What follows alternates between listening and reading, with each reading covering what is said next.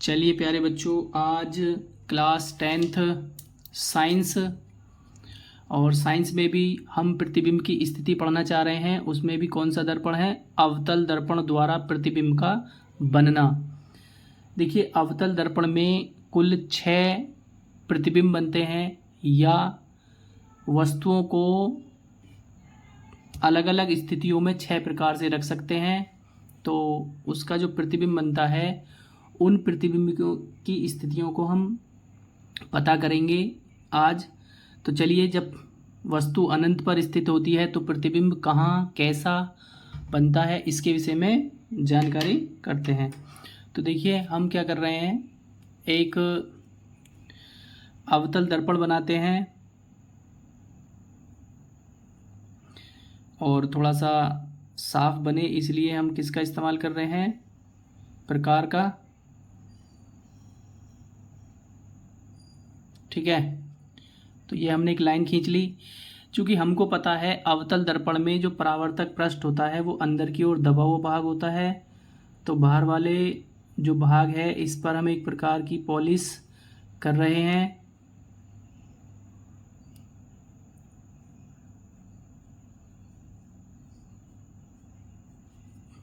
ठीक है प्यारे बच्चों, तो इसको नाम दे देते हैं हम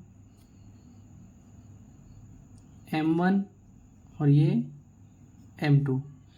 ठीक है, अब इसमें हम देखते हैं मुख्य अक्ष बनाते हैं। मुख्य अक्ष कहाँ पर होती है ये भी आपको ध्यान रखना है। देखिए, दर्पण का जो ध्रुव होता है, जब आप उसको या मध्य बिंदु का, दर्पण का जो मध्य बिंदु होता है उसको मिलाते हैं तो ये जो लाइन है ये क्या हो गई? मुख्य अक्ष। और मुख्य अक्ष दर्पण के जिस बिंदु से टकराती है उसको ध्रुव बोलते हैं। इसे कैपिटल P से प्रदर्शित करते हैं। ठीक है, इसके बाद एक हमारा मुख्य फोकस होता है जिसे हम कैपिटल F नाम देते हैं। इसका दुगना होता है वक्रता केंद्र, जिसे हम C से प्रदर्शित करते हैं। अब हमारी वस्तु रखी है अनंत पर। जब वस्तु अनंत पर स्थित हो तो एक बात का ध्यान रखना है, जब वस्तु अनंत पर स्थित होती है तो अनंत से चलने वाली जो प्रकाश की किरणें होती हैं वो मुख्य अक्ष के क्या चलती हैं? समांतर। ठीक है, अब ये मुख्य अक्ष के समांतर चलेगी तो परावर्तन के पश्चात कहाँ से होकर जाएगी? कहाँ से होकर जाएगी? मुख्य फोकस से होकर जाएगी।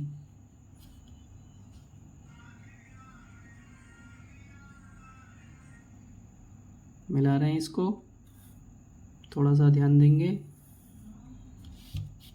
ये कहाँ से होकर जा रही है? मुख्य फोकस से।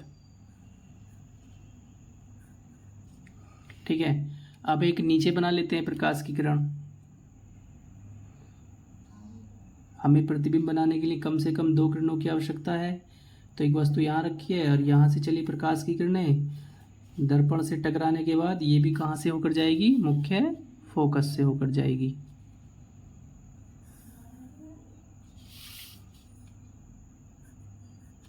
ठीक है, तो इसको यहाँ नाम दे देते हैं E और ये F यहाँ पर है तो इसको DE कर देते हैं। चलिए, तो देखिए इसमें अब हमको क्या पता चला है कि जब वस्तु अनंत पर स्थित होती है, जब वस्तु अनंत पर स्थित होती है तो प्रतिबिंब की स्थिति क्या होती है? तो प्रतिबिंब वास्तविक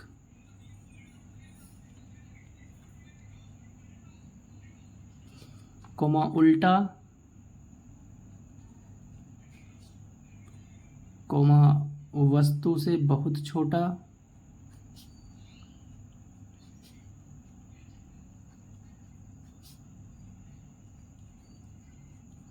मुख्य फोकस पर बनता है। मुख्य फोकस पर बनता है।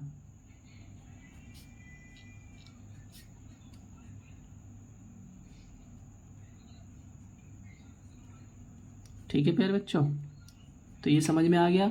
जब वस्तु अनंत पर स्थित होती है तो प्रतिबिंब वास्तविक बनेगा, उल्टा बनेगा, वस्तु से बहुत छोटा बनेगा और कहाँ बनेगा, मुख्य फोकस पर।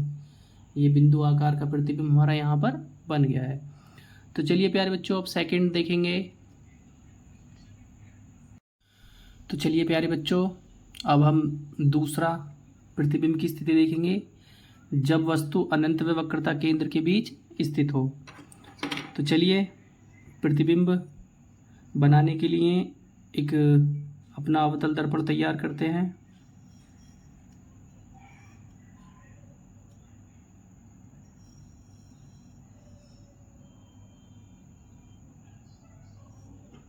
ठीक है, अब इस पे क्या करते हैं, पॉलिश करेंगे। अवतल दर्पण का परावर्तक पृष्ठ जो होता है वो अंदर की ओर दबा हुआ भाग होता है, तो इस पे बाहर की तरफ पॉलिश की जाएगी।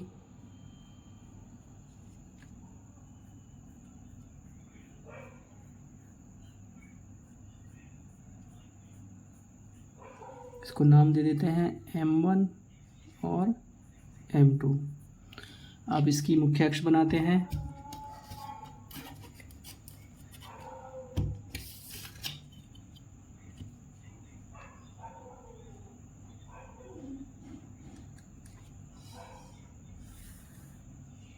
ये हमने क्या बना दिया, मुख्य अक्ष। इसको यहाँ पे P से प्रदर्शित करते हैं। ये हमारा बिंदु F और इसके दुगना वक्रता केंद्र C। अब वस्तु अनंत और वक्रता केंद्र के बीच कहीं पर भी रखी है, तो हमने मान लिया कि वो यहाँ रखी है।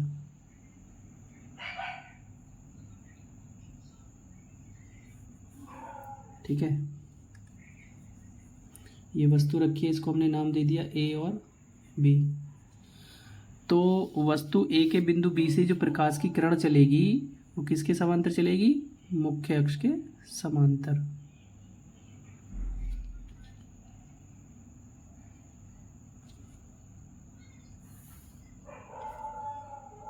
ये मुख्य अक्ष के समांतर चलेगी और परावर्तन के पश्चात कहाँ से होकर जाएगी, मुख्य फोकस से। ठीक है, अब हमें प्रतिबिंब बनाने के लिए दो किरणों की आवश्यकता होती है। तो दूसरी प्रकाश की किरण जो आएगी वो कहाँ से आएगी, वक्रता केंद्र से।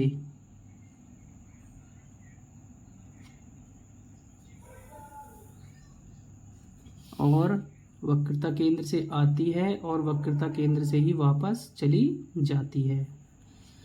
तो इसने काटा है पहली प्रकाश की किरण को इस बिंदु पर, यहाँ से हमने डाल दिया इस पर लंब। तो ये आपका प्रतिबिंब बन गया A' और ये B'। तो देखिए ध्यान दीजिए, एक प्रतिबिंब बनने के 3 नियम हैं। जब कोई प्रकाश की किरण मुख्य अक्ष के समांतर चलती है तो दर्पण से परावर्तन के पश्चात मुख्य फोकस से होकर जाती है। दूसरा नियम यह है, जब कोई प्रकाश की किरण मुख्य फोकस से होकर जाती है तो दर्पण से परावर्तन के पश्चात मुख्य अक्ष के समांतर हो जाती है। जबकि तीसरा नियम यह है, जब कोई प्रकाश की किरण दर्पण के वक्रता केंद्र से होकर जाती है तो वह उसी मार्ग से वापस लौट आती है।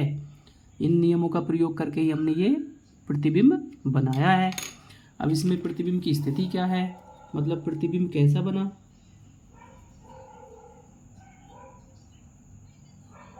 देखिए प्रतिबिंब बना है वास्तविक, कोमा उल्टा और वस्तु से छोटा। C व F के बीच। ठीक है, यानी कि वक्रता केंद्र और मुख्य फोकस के बीच बना है प्रतिबिंब। ठीक है, तो अगर वीडियो अच्छे लगे तो लाइक करें, शेयर करें, सब्सक्राइब करें और बेल आइकन दबाना ना भूलें। और नेक्स्ट भी प्रतिबिंब अब बनाते हैं। चलिए अब नेक्स्ट देखते हैं, जब वस्तु वक्रता केंद्र पर स्थित हो। तो पहले से बनाया हुआ है, पॉलिश कर देते हैं बस।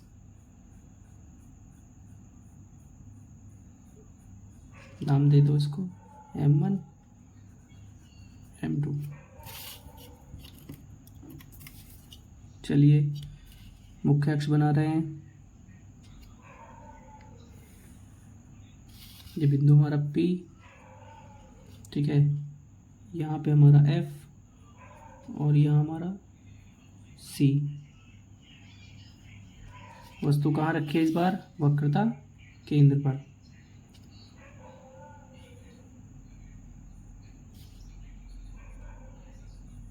A B।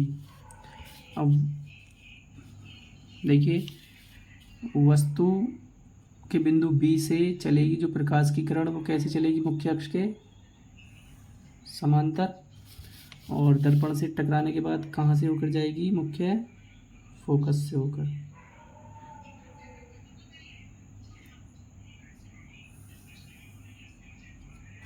ठीक है। अब एक प्रकाश की किरण जो कि मुख्य फोकस से होकर आती है,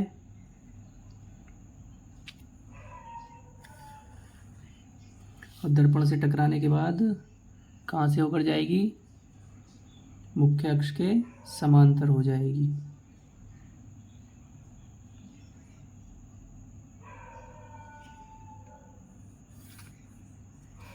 ठीक है। तो लगभग ये जो प्रतिबिंब बन रहा है हमारा, कहाँ बन रहा है? वक्रता केंद्र पर। ठीक है, ये A' और ये B'। ठीक है प्यारे बच्चों, ये इधर गई थी और ये परावर्तन के पश्चात यहाँ से ये ऐसे, और ये मुख्य अक्ष के समांतर। इसलिए यहाँ पे लिख देते हैं D और E, नाम हमने इनको दे दिए हैं। तो इसका प्रतिबिंब कैसा बनेगा?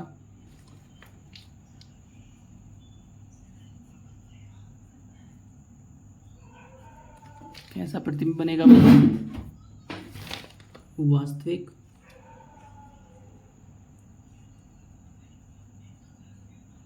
कोमा उल्टा वस्तु के बराबर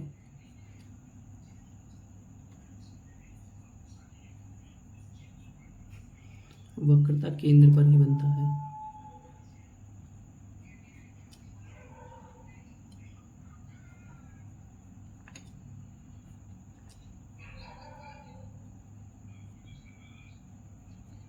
ठीक है, अब हम नेक्स्ट करेंगे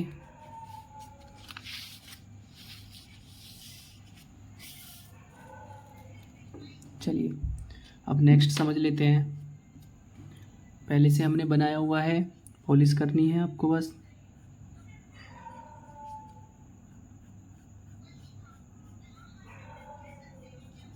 ठीक है, नाम इसको दे दिया हमने M1 और M2।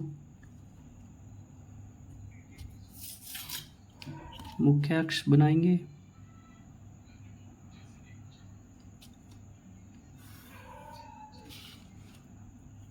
P F और ये C।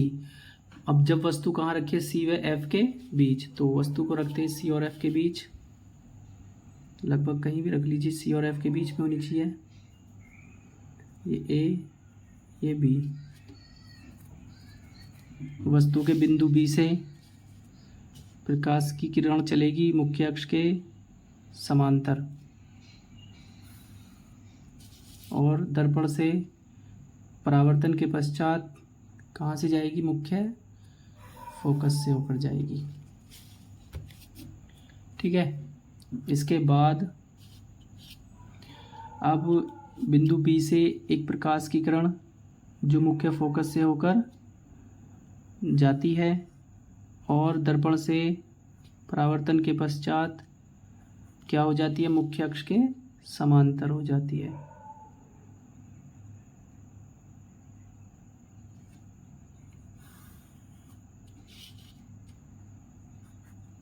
ठीक है, तो ये हमारा प्रतिबिंब बन रहा है इधर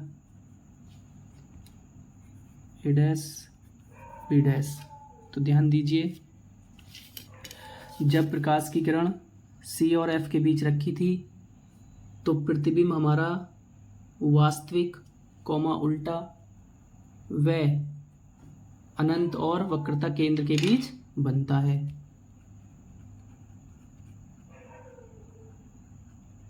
प्रतिबिंब वास्तविक,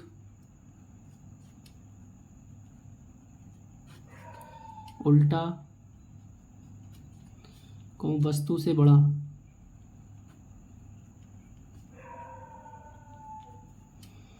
अनंत व वक्रता केंद्र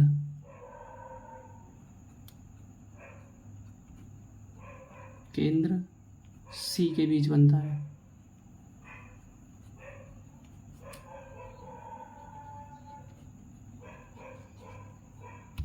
ठीक है प्यारे बच्चों, वीडियो अच्छी लगे तो लाइक करें, शेयर करें, सब्सक्राइब करें और बेल आइकन दबाना ना भूलें। तो देखिए नेक्स्ट है हमारा 5वां, जब वस्तु F मुख्य फोकस पर स्थित हो। तो मुख्य फोकस हमारा यहाँ पर है, वस्तु रख लेते हैं। चलिए हमने की वस्तु रख ली, नाम दिया इसको A और B। ठीक है, अब वस्तु का जो बिंदु B है, इससे प्रकाश की किरण चलेगी मुख्य अक्ष के समांतर।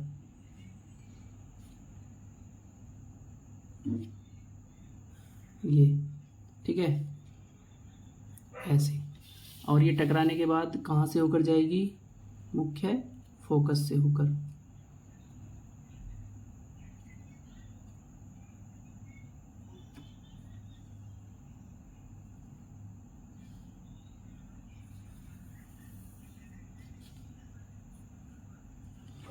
ठीक है, अब एक प्रकाश की किरण जो वक्रता केंद्र से होकर वस्तु के बिंदु B से आ रही है और टकरा रही है, तो वस्तु के बिंदु B से आ रही है तो ऐसे होकर ये जाएगी और यहाँ से ही जाएगी और यहाँ से फिर वापस इसी मार्ग से वापस आ जाएगी। तो ये D और ये E। अब इसमें ध्यान देने वाली बात यह है कि प्रतिबिंब कैसा बन रहा है। देखिए प्रतिबिंब जो बन रहा है इसका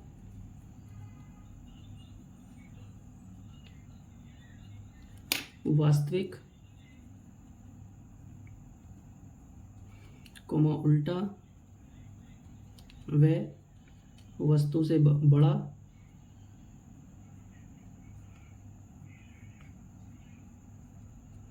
अनंत पर बनता है,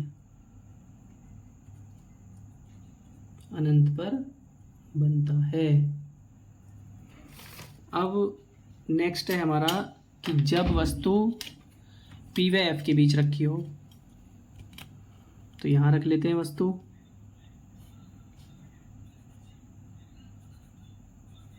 ठीक है। इससे प्रकाश की किरण चलेगी मुख्य अक्ष के समांतर ऐसे, और टकराने के बाद कहाँ से होकर जाएगी, मुख्य फोकस से। ठीक है, अब एक प्रकाश की किरण जो वक्रता केंद्र से होकर जाती है वस्तु के बिंदु B से, टकराती है और उसी मार्ग से वापस लौट जाती है। अब इसमें एक चीज़ देखिए कि इस साइड में तो दूरी बढ़ती जा रही है। जब हमें ऐसा लगा कि इस साइड में दूरी बढ़ती जा रही है तो आपस में इस साइड तो कहीं मिलेंगे नहीं, इसका मतलब फिर हम इसको जो है पीछे की तरफ आगे बढ़ा देते हैं।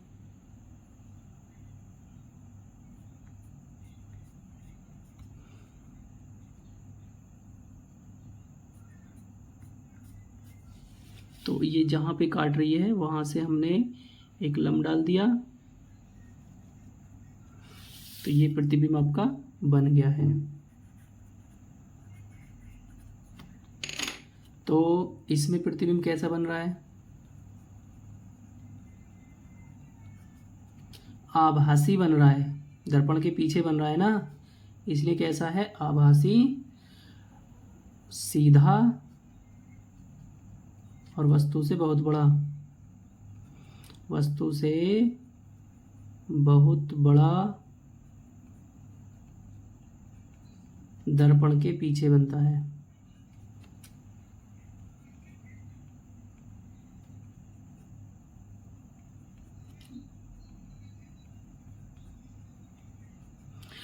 ठीक है प्यारे बच्चों, ये 6 के 6 प्रतिबिंब जो अवतल दर्पण के थे हमने आपको समझा दिए हैं।